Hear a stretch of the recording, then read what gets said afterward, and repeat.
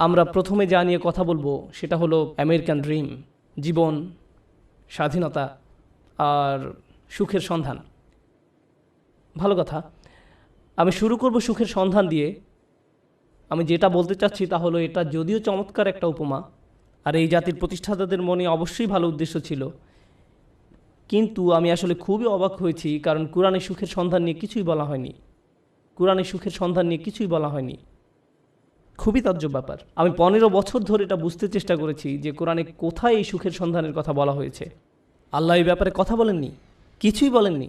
আর এটা আমাকে ভাবায় যে আধুনিক সভ্যতার জন্য এত গুরুত্বপূর্ণ একটা ব্যাপার, মানুষ সুখী হতে চায়, কিন্তু আল্লাহ এই ব্যাপারে কিছুই বলেননি। কোরআনে এটা বলা নেই কীভাবে সুখের সন্ধান পেতে হবে।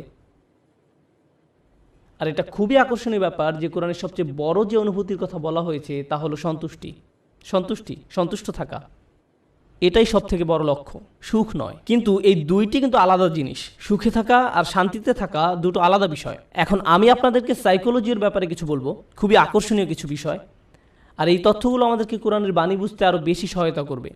আর আমার আলোচনার পুরোটাই নিয়ে, আর এই বাণীটি আছে সূরা নজমের মধ্যে, ওয়া আল্লাইসা লিল ইনসানি ইল্লা মা সাআ, এবং মানুষ তাই পায় যা সে করে।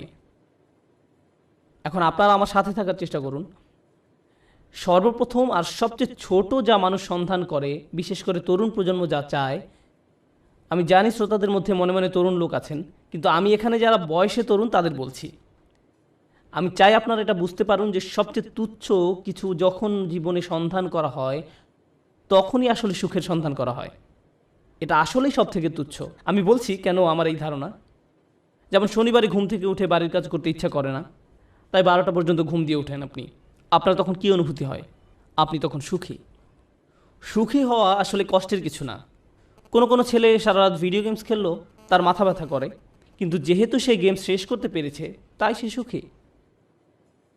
কেউ কাজে যাওয়ার আগে ফোন পায় যে আজকে আবহাওয়া খারাপ, তাই কাজে যেতে হবে না, এতেই তারা সুখ বোধ করে। সুখ পাওয়া খুবই সহজ, বিশেষ করে ছোট জিনিসের ক্ষেত্রে। অবশ্য সম্পর্কের থেকে সুখী হওয়া এর চেয়ে কঠিন। বাবা মাকে সুখী করা, অথবা বাবা মা যেন আমার উপরে খুশি থাকে, এটা করা কঠিন। আর স্ত্রীকে খুশি করা, এটা নিয়ে কথা না বলাই ভালো। আসুন আমরা এটা নিয়ে কথা না বলি। কিন্তু শুধু নিজের জন্য, যেমন আপনি একটা সিনেমা দেখলেন, আপনি এতেই খুশি। অথবা আপনার বন্ধুর সাথে দেখা হলো, আপনি খুশি। আপনি আপনার পছন্দের রেস্টুরেন্টে খেতে গেলেন, আপনি অনেক খুশি। এটা খুব কঠিন কিছু না। কিন্তু এটা যেমন দ্রুত আসে তেমনি দ্রুত চলে যায় এবং আপনার আবার ভালো না লাগা শুরু হয়। আপনি হতাশ হয়ে যান এবং আবার সুখী হওয়ার চেষ্টা করেন। এটা অনেকটাই মাদকাসক্তির মতো, কারণ এটা আপনার সাথে সর্বদা থাকে না। আর এটাই হলো সবচেয়ে নিম্ন স্তরের সন্ধান। তাই মানুষ যখন বলে আমি শুধু সুখী হতে চাই, আমি আসলে জানি না সে কি বোঝাতে চাচ্ছে। কারণ কোনো মানুষই সবসময় সুখী নয়। আল্লাহ আমাদেরকে অনেক অনেক অনুভূতি দিয়েছেন এই জীবন অভিজ্ঞতা অর্জনের জন্য, এবং এর সবগুলোই সুস্থ জীবনের অংশ। সুখ হলো এদের একটি মাত্র। যদি আপনার আকাঙ্ক্ষা শুধু সুখী হওয়া হয়, তাহলে আমাকে বলতেই হচ্ছে যে আপনি হতাশ হবেন। সুখ কখনোই ঘটবে না, আপনি কখনোই চিরসুখী হতে পারবেন না। এটা আসলে এভাবে কাজ করে না। আমি বলছি না যে আপনাকে হতাশ হতে হবে। আমি যা বলতে চাচ্ছি তা হলো সংগ্রামও জীবনের একটি অংশ। যখন আপনি বার্ষিক পরীক্ষার জন্য প্রস্তুত হচ্ছেন, আপনি কিন্তু সুখী নন, বা 3 ঘন্টার পরীক্ষার মাঝে আপনি সুখী নন। যারা ব্যায়াম করেন তারা তাতে সুখ পান না। হ্যাঁ, ফলাফল দেখে তারা অবশ্যই সুখী হন, কিন্তু ঘাম ঝরানো পরিশ্রম করার সময় নিশ্চয়ই তারা সুখী নন। নিজের চেহারা দেখলেই বুঝতে পারবেন, ঠিক যেন সিলভেস্টার স্ট্যালোনের মতো। যাই হোক, তাহলে সবচেয়ে নিম্ন স্তরের আকাঙ্ক্ষা কি? সুখ। আসুন এবার পরের ধাপ দেখি। পরের ধাপ মানে এটা অর্জন করতে আরও চেষ্টা করতে হয়। আর আমার বড় নয়, আমি যতই উপরের ধাপে যাব, সেটা অর্জনের জন্য ততই কষ্ট করতে হবে। তো এর পরের ধাপ হলো কুল দেখানোর আকাঙ্ক্ষা। এটা সুখের আকাঙ্ক্ষা নয়, আকাঙ্ক্ষা হলো কুল হওয়ার। কুল হওয়া মানে হলো কেউ আমাকে নিয়ে ঠাট্টা করবে না, আমি বাকি সবার মতোই হব। কেউ আমাকে নির্দেশ করে বলবে না যে তুমি এমন কাপড় কেন পরছো, এমন কথা কেন বলছো, তোমাকে এমন দেখাচ্ছে কেন, তুমি এভাবে চলো কেন, ওদের সাথে কেন মেশো, এটা কেন কিনছো, ওটা কেন করছো, গাড়ি কেন চালাও। আপনাকে আলাদা করে ভাববে, আপনি এটা চান না। আপনি যে কোনোভাবে সবার সাথে মিশে যেতে চান এবং কারো সমালোচনার বস্তু হতে চান না। আপনি অদৃশ্য হয়ে যেতে চান বাকি সবার মাঝে, যেন আপনাকে বাকি সবার মতো কুল ভাবা হয়। আর এই জন্য পরিশ্রম করতে হয়। উদাহরণ হিসাবে বলা যায়, আপনারা যারা হাই স্কুলে পড়ছেন, আপনি স্কুলে কী পোশাক পরে যাচ্ছেন সেটা আসলেই একটা বড় ব্যাপার। আপনি যখন আলমারি থেকে একটা কাপড় বের করেন বা জুতা হাতে নেন পরার জন্য, তখন আপনার মনে এই প্রশ্ন আসে যে কে আপনার পোশাক নিয়ে মজা করতে পারে? সত্যি সত্যি আপনার মনে এই ভাবনাটি আসে? অথবা আপনি যখন কাপড় কিনতে দোকানে যান, আপনার বাবা হয়তো আপনাকে টাকা দিয়েছেন কিছু কেনার জন্য, আপনি যাই কিনেন না কেন অনেক কিছু কেনার পেছনে একমাত্র কারণ হলো যখন আপনি এইসব পরবেন তখন লোকে কি বলবে। এটাই হলো কুল হওয়ার আকাঙ্ক্ষা। বাদ বাকি 10 জনের মাঝে মিশে যেতে হলে আপনাকে পরিশ্রম করতে হবে। এমন কিছু করা খুব সহজ যাতে মানুষ আপনাকে আজব ভাববে, কিন্তু বাকি সবার মতো চলতে গেলে কিছু কাজ করতেই হবে।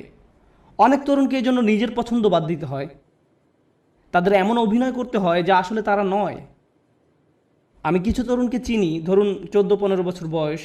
একজনের কথা মনে আছে, সে বেসবল টুপি পরতো কারণ এটা তখন ফ্যাশন ছিল, তার প্যান্ট ঝুলে থাকতো। সে আমার কাছে এসে কান্না শুরু করলো। আমি তার কাছে বসলাম আর সে আমাকে বলল, আমি এমন কাপড় পরতে পছন্দ করি না, আমি এটা ঘৃণা করি। কিন্তু আমি যদি এমন না করি তাহলে বাকিরা আমাকে নিয়ে মজা করে, আমি তাই বাধ্য হয়ে এমন করি। আমি গালি দিতে পছন্দ করি না, কিন্তু প্রায় গালি দেই যখন স্কুলে থাকি, কারণ আমাকে বাকিদের মতো হতে হবে। তাহলে সবচেয়ে তুচ্ছ আকাঙ্ক্ষা হলো সুখের আকাঙ্ক্ষা। এর পরের ধাপ হলো কুল হওয়ার আকাঙ্ক্ষা। এর পরের পর্যায়ে কি? জনপ্রিয় হওয়ার আকাঙ্ক্ষা। আমি সবার মাঝে মিশে যেতে চাই না, আমি সবচেয়ে জনপ্রিয় হতে চাই। আমি এমন হতে চাই যেন সবাই আমার বন্ধু হতে চায়, এমন হতে চাই যেন সবাই লাঞ্চের সময় আমার কথা শোনে। আমি এমন হতে চাই যেন কেউ আমাকে নিয়ে মজা করার আগেই যেন আমি তাদেরকে নিয়ে মজা করতে পারি।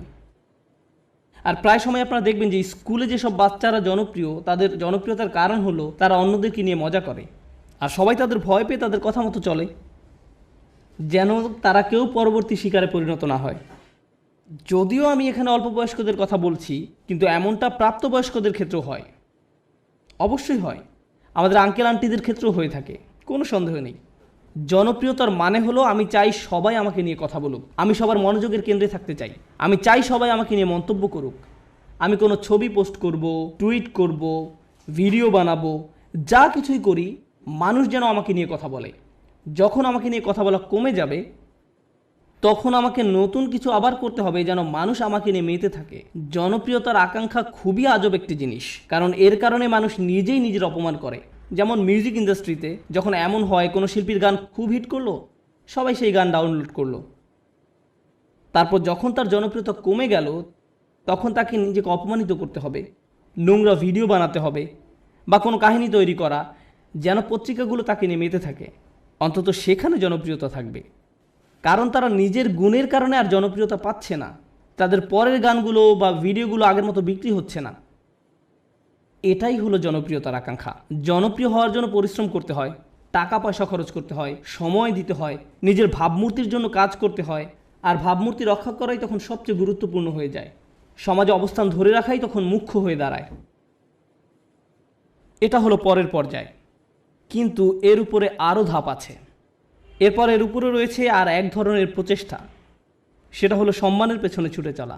কলেজের ছাত্রদের কাছে এটা বেশি গুরুত্বপূর্ণ প্রাথমিক বা হাই স্কুলের ছাত্রদের চেয়ে। এইমাত্র আমি কি বললাম? সবার নিচে সুখ, তারপরে কি? কুল, সামাজিকতা, তারপর জনপ্রিয়তা। সম্মান মানে হলো আপনি আপনার নিজের সাথে এমন কিছু যুক্ত করতে চান যেটা অনেক মূল্যবান। আপনি মানুষকে বলতে চান, জানো আমি হার্ভার্ডে গিয়েছিলাম। আপনি তাদের বলেন না যে আপনি সেখানে সাপ্তাহিক ছুটি কাটাতে গিয়েছিলেন, আপনার বন্ধুর সাথে দেখা করতে গিয়েছিলেন, কিন্তু আপনি আপনার নিজের নামের সাথে একই বাক্যে হার্ভার্ড শব্দটা ব্যবহার করতে ভালোবাসেন। সত্যি কথা হলো আপনি যদি হার্ভার্ডের নবীন ছাত্র হন, আপনি কি অর্জন করেছেন? কিছুই না। আপনি শুধু সেই ভার্সিটিতে পড়েন, কিন্তু আপনি নিজের নামের সাথে একটা সম্মানিত প্রতিষ্ঠানের নাম যোগ করতে পছন্দ করেন। নিজের নামের সাথে একটা মর্যাদাপূর্ণ ব্র্যান্ডের নাম যুক্ত করতে আপনার ভালো লাগে। আপনার নির্দিষ্ট ব্র্যান্ডের পোশাক পরতে ভালো লাগে, এবং যদি ব্র্যান্ডের লেবেল দেখা না যায় আপনি অন্য মানুষের সাথে এমনভাবে কথা বলেন যেন তারা বাধ্য হয়ে প্রশ্ন করে আপনি এটা কোথা থেকে কিনেছেন। আপনি যেন বলতে পারেন যে এটা আরমানি ব্র্যান্ড বা এটা কিছু একটা, কারণ আপনি চান নিজের নামের সাথে সেই ব্র্যান্ডের নাম যুক্ত করতে। নতুন কোনো ব্র্যান্ডের গাড়ি বাজারে আসলে কোন গাড়ি আপনি চালাচ্ছেন, কোন ধরনের পোশাক আপনি পরছেন, কোন ধরনের মানুষের সাথে আপনি মিশছেন। সেলফি এজন্য তোলে না যেন আপনি তাদের মনে রাখতে পারেন, আপনি এজন্য সেলফি তোলেন যেন ছবিটা পোস্ট করতে পারেন, যেন অন্য মানুষ আপনাকে বেশি গুরুত্বপূর্ণ ভাবে, কারণ আপনি সেই বিশেষ ব্যক্তির পাশে দাঁড়িয়ে আছেন। এটা সম্মানের একটা ব্যাপার হয়ে দাঁড়ায়। ছবি তোলা যদি শুধু আপনার জন্য হয় তো দারুণ ব্যাপার, কিন্তু এটা আসলে অন্য মানুষদের জানানো যে আপনি কতটা অসাম, অন্যদের সাথে মিলে কোনো কিছু অর্জন করতে পারার জন্য নয়। কিন্তু মুসলিম সমাজে অন্য এক ধরনের মর্যাদা আমাদের বাবা মারা অনেক সময় পান, আর তা হলো তারা তাদের সন্তানকে হাফেজ বানাতে চান। সন্তানকে হাফেজ বানাতে চান, এবং ডাক্তার। আর যদি হয় হাফেজ ডাক্তার, তাহলে তো কথাই নেই, তারা দিন ও দুনিয়া দুটোই পেয়ে গেছে। রব্বানা আতিনা ফিদ দুনিয়া হাসানা ওয়া ফিল আখিরাতি হাসানা, কাজ এখানেই হয়ে গেছে। কিন্তু তারা মানুষকে বলতে পছন্দ করে যে জানো সে একজন হাফেজ। কিন্তু দুর্ভাগ্যবশত এর জন্য আপনি আপনার সন্তানকে কোরআনে হাফেজ বানাননি, কিন্তু এমনটাই ঘটে থাকে। আমরা এখন কোন পর্যায়ে আছি? সম্মান। এটা অনেক বড় ব্যাপার হবে যখন আপনি আপনার প্রথম চাকরিটা পাবেন, হয়তো মাইক্রোসফট বা অন্য কোথাও, কে জানে। ধরেন আপনি বড় কোথাও চাকরি পেলেন, হয়তো গুগলে। তারা আপনাকে আপনার ব্যাজ দিবে, যেটা আপনি মসজিদেও পড়ে আসেন। যেন কেউ প্রশ্ন করে যে তুমি কি অনেক বেশি গুগল ব্যবহার করো যে তারা তোমাকে একটা বিশেষ ব্যাজ দিয়েছে, আর আপনি তখন বলার সুযোগ পান না না আমার সেখানে চাকরি হয়েছে। আপনি মানুষকে জানাতে চান যে আপনি কি অর্জন করেছেন। তাফাখুরুম বাইনাকুম, কোরআনে এটাকে এভাবেই বলা হয়েছে, অন্যদের দেখানোর ইচ্ছা যে আপনার কি মর্যাদা আছে। যাই হোক, আমি আবার একদম নিচ থেকে শুরু করতে চাই। প্রথমে কি ছিল? সুখ। দ্বিতীয়, সামাজিকতা। কুল। তৃতীয়, জনপ্রিয়তা। চতুর্থ, সম্মান। তার উপরে টাকার পিছনে ছুটে চলা। কিছু মানুষ আছে যারা সুখকে পাত্তা দেয় না, তারা সামাজিকতার কথা ভাবে না, তারা জনপ্রিয়তা চায় না, এমনকি সম্মানও নয়। একটা জিনিসকেই তারা গুরুত্ব দেয়, আর সেটা হলো টাকা। তারা জানে কিভাবে অনেক টাকা উপার্জন করতে হয়। এই মানুষগুলো ময়লা জামা, পুরনো ছেঁড়া জিন্স পরে থাকে, 88 মাজদা মিয়াটা গাড়ি চালায়, কিন্তু এই সব নিয়ে তাদের কোনো ভ্রুক্ষেপ নেই, কারণ তারা মাসে $10 মিলিয়ন উপার্জন করে।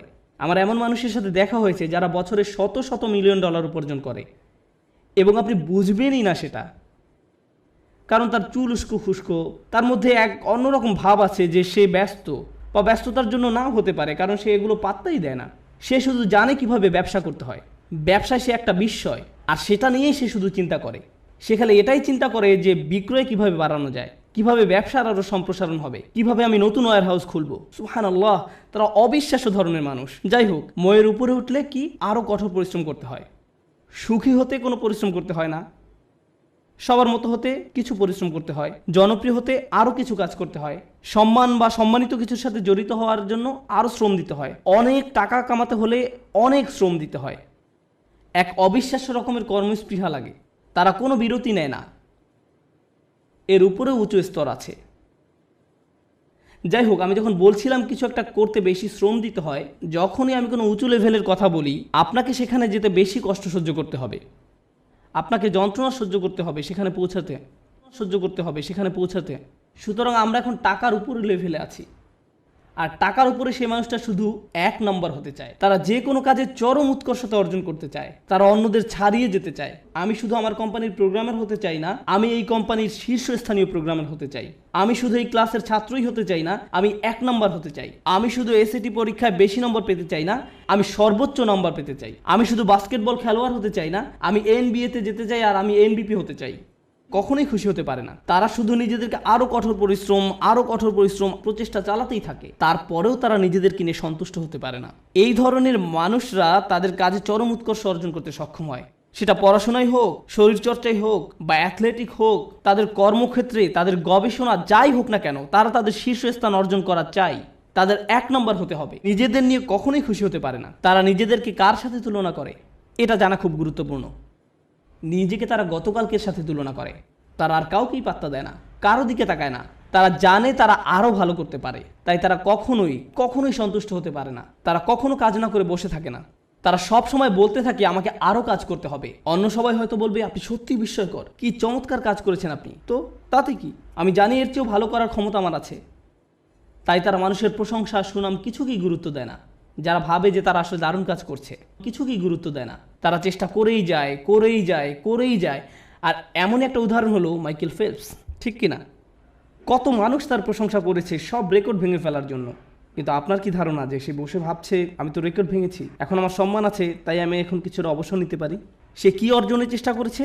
উৎকর্ষতা। তাই সে কখনোই সন্তুষ্ট হতে পারবে না, সে চেষ্টা করতেই থাকবে মেশিনের মতো, সামনে যেতেই থাকবে যেতেই থাকবে আরও দ্রুত গতিতে। এমন মানুষ দুনিয়াতে খুব কমই আছে, খুবই কম। অনেকেই এখানে বসে আছেন যারা স্কুলে পাশ করার গ্রেড পেলেই খুশি, তখনই তারা সুখের খোঁজে প্লে স্টেশন নিয়ে খেলতে বসে যায়।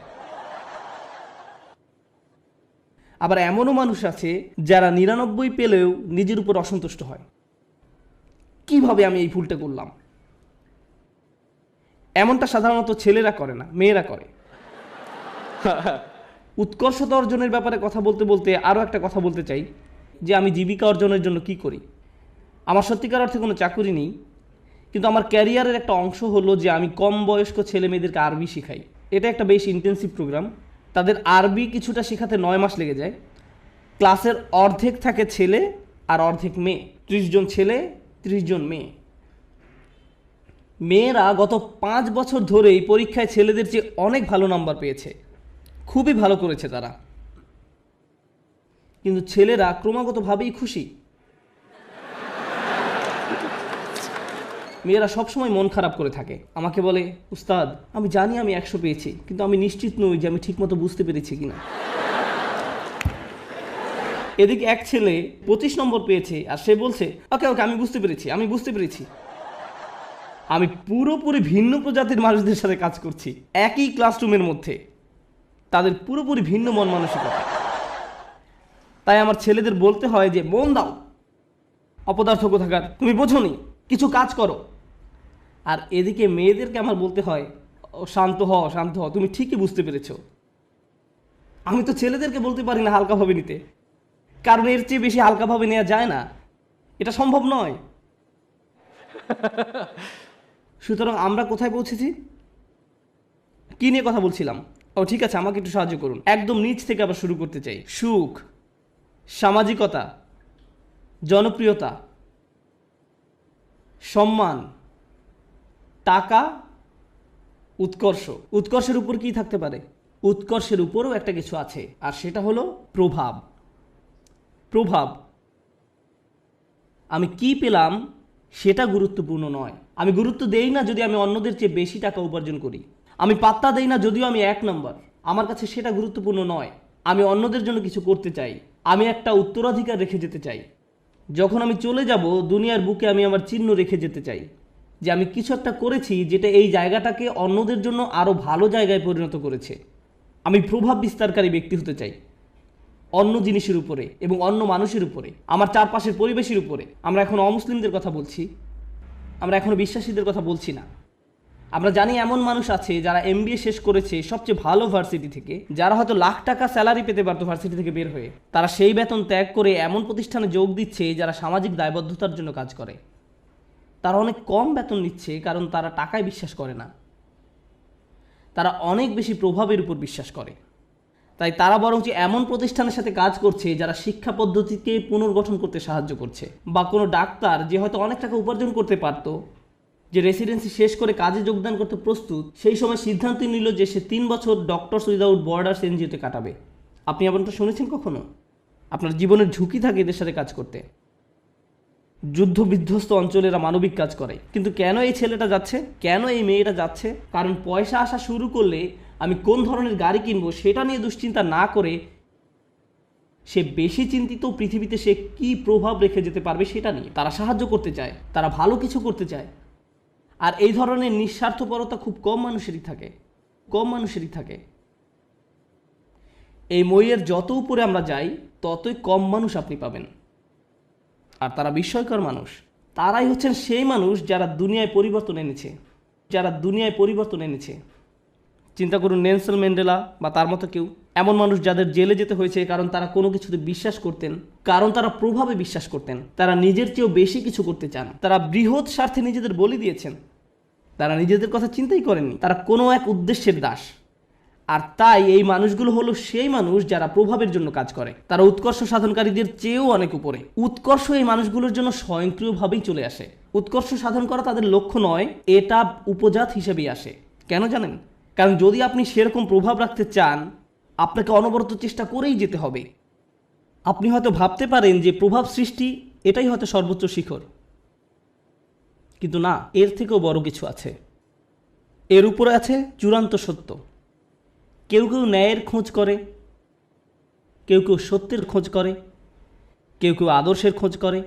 যারা ন্যায় বিশ্বাস করে, আর ন্যায় এমন একটা জিনিস সেটা আপনি পরিপূর্ণভাবে দুনিয়াতে দেখবেন না, দেখবেন, কিন্তু তারা এর পরোয়া করে না, তারা এটার জন্যই কাজ করেন।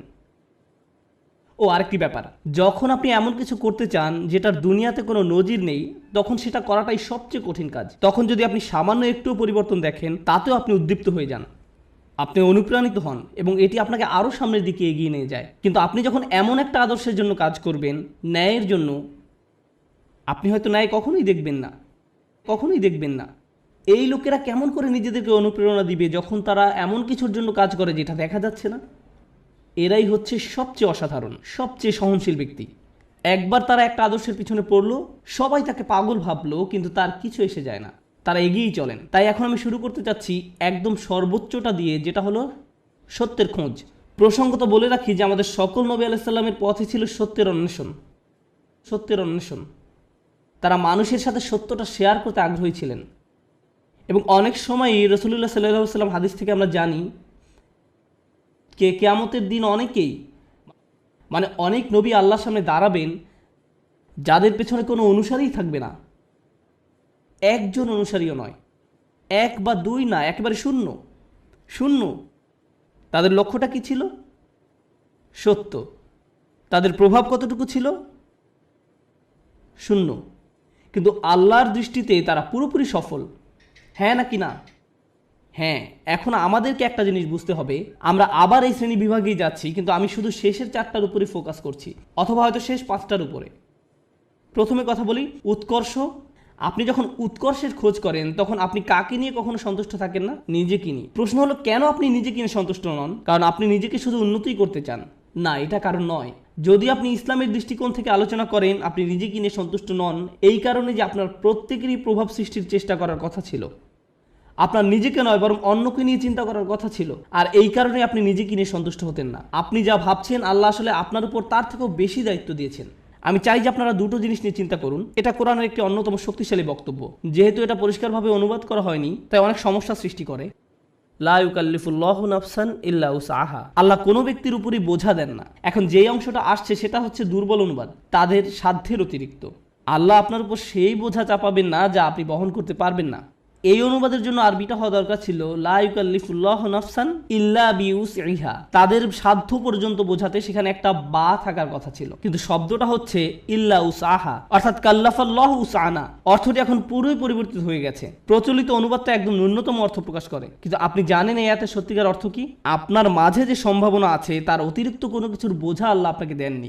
ভেবে দেখুন আমি কি বলছি। আল্লাহ আপনাকে এমন কিছু বোঝা দেননি যেটা আপনার মাঝে যেই সম্ভাবনা আছে তার অতিরিক্ত। আপনার মাঝে কি আরো উন্নতি করার সম্ভাবনা আছে? হ্যাঁ। আপনি কি আরো বেশি করতে পারতেন? হ্যাঁ। এবং যেটা করতে পারেন কিন্তু করেননি, আল্লাহ আপনাকে সেটার জন্য জিজ্ঞাসাবাদ করবেন। শুধু একদম ন্যূনতম দায়িত্বটুকু নয়, বরং সর্বোচ্চটুকু। আল্লাহ চান যে আপনি নিজেকে উন্নত করতে থাকুন এবং দেখান যে আপনি আসলে কতটুকু নেয়ার জন্য তৈরি ছিলেন। এটাই হচ্ছে এখানে প্রচেষ্টার ধারণা। আমরা সুখের অন্বেষণ অস্থির নই, বরং ওটা এর সাথে বোনাস হিসাবে আল্লাহ দেবেন। আমরা অন্যের কাছে কুল বা পরিপাটি হিসাবে পরিচিত হতে চাই না। কেউ একজন একটা বোকার মতো কাজ করেছে এবং আপনি ওই নির্বোধের মতোই কাজ করতে চাচ্ছেন। আমরা কারো কাছে জনপ্রিয় হতেও আগ্রহী নই। কেন জানেন? কারণ সবার যাদের জীবনের উদ্দেশ্য সম্পর্কে কোনো ধারণা নেই, আপনি তাদের মাঝে জনপ্রিয় হতে চান মানে হচ্ছে আপনি তাদের মাঝে সবচাইতে বোকা। আমরা সম্মানের কাঙালও নই, কারণ আমরা জানি সম্মান আসে আল্লাহর তরফ থেকে। অনেক নবী ছিলেন গৃহহীন, কিন্তু তাদের সম্মান ছিল। নবীদেরকে মানুষরা ধিক্কার দিত, কিন্তু তারপরও তাদের ছিল উচ্চ সম্মান।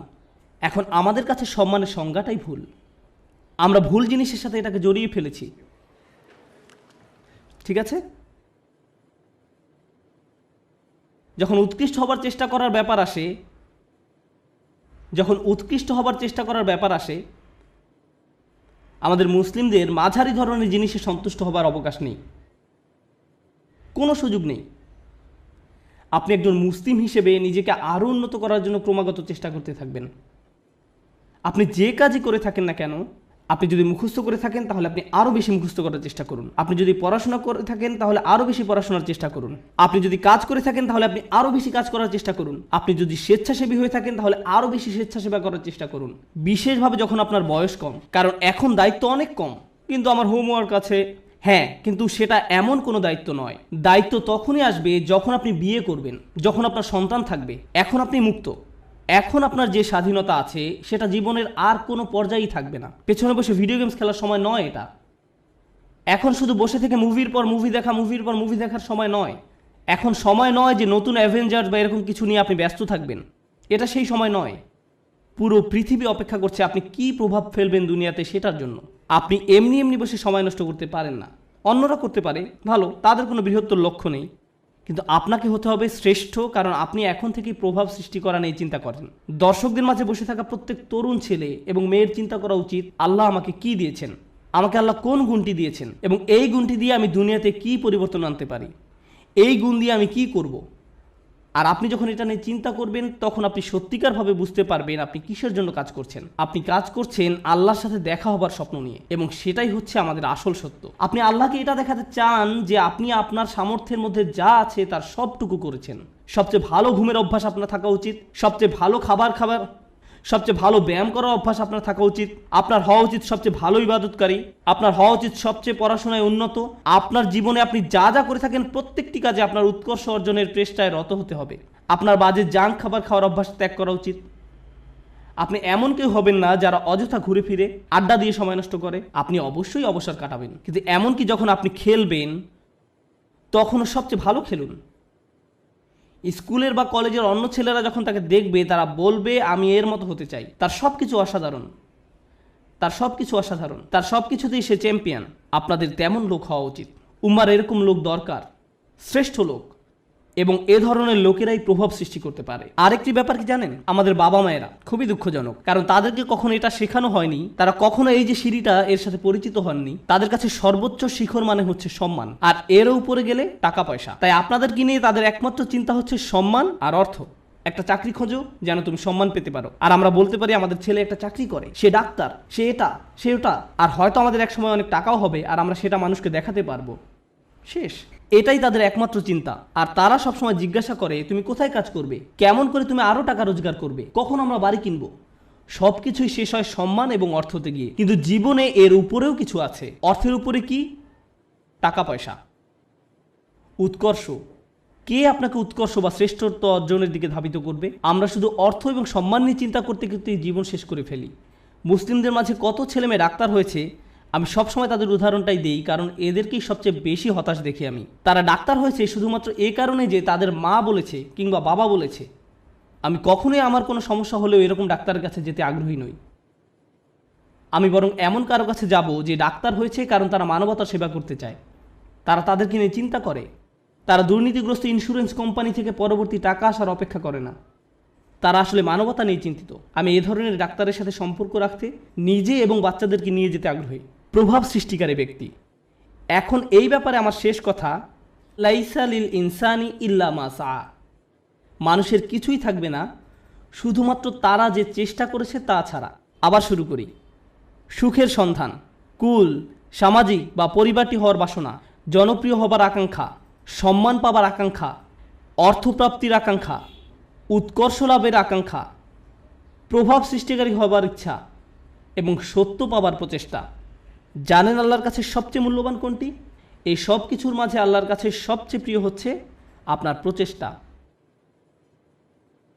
অর্থ নয়, প্রভাব না, শ্রেষ্ঠত্ব না, এই সব কিছুই আসবে, কিন্তু আল্লাহ আপনার কাছ থেকে যেটা দেখতে চান সেটা হচ্ছে প্রচেষ্টা।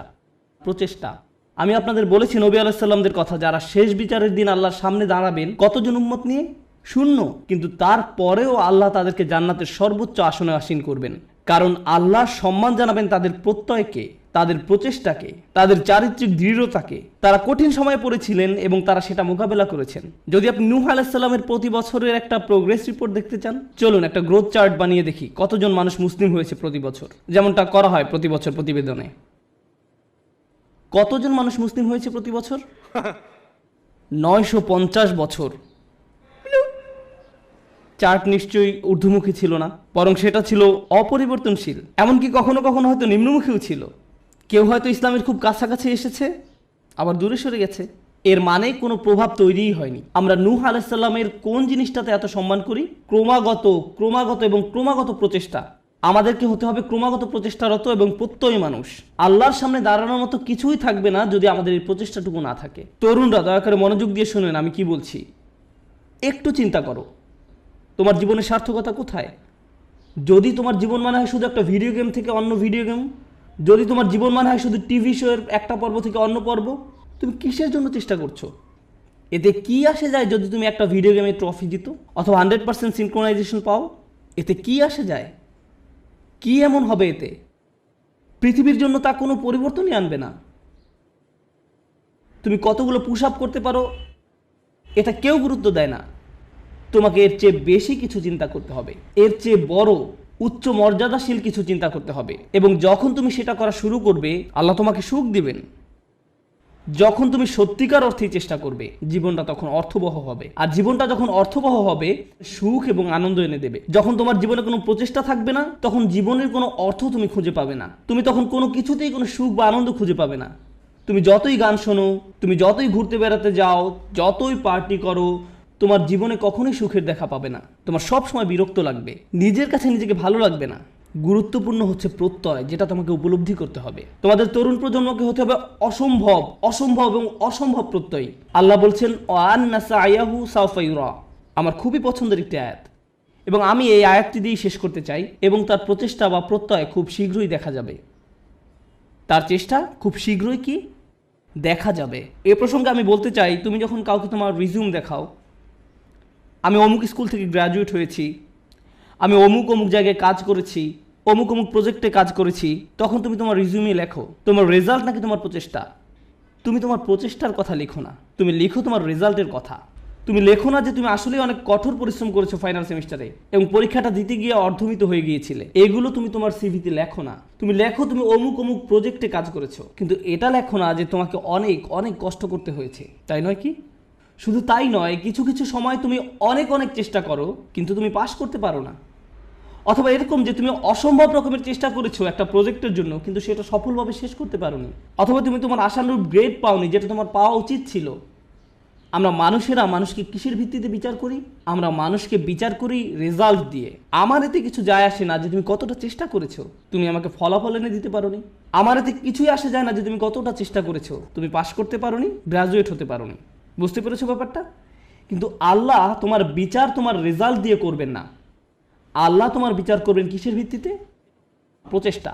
আল্লাহ বলছেন এবং তার প্রচেষ্টা, তার অধ্যবসায়গুলো খুব শীঘ্রই দেখা যাবে। এটা একটা অসাধারণ ব্যাপার, কেননা পৃথিবীর বুকে কোনো মানুষই আমার প্রচেষ্টা দেখবে না, কোনো মানুষই আমার প্রচেষ্টা দেখবে না। আমি তোমার প্রচেষ্টা দেখব না, অথবা তুমি আমার প্রচেষ্টা দেখবে না, কিন্তু তিনি হচ্ছেন শুধুমাত্র আল্লাহ, যিনি আমাদের প্রচেষ্টা অধ্যবসায়গুলো দেখবেন। আমরা সবাই দেখি ফলাফল, আমরা হচ্ছি ফলাফল সর্বস্ব মানুষ। আল্লাহ হচ্ছেন বিচারক, যিনি দেখেন প্রচেষ্টা। সুবহানাল্লাহ, কতই না মহান আমাদের প্রভু।